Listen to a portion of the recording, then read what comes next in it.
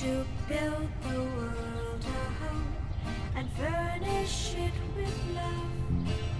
Grow apple trees and honey bees.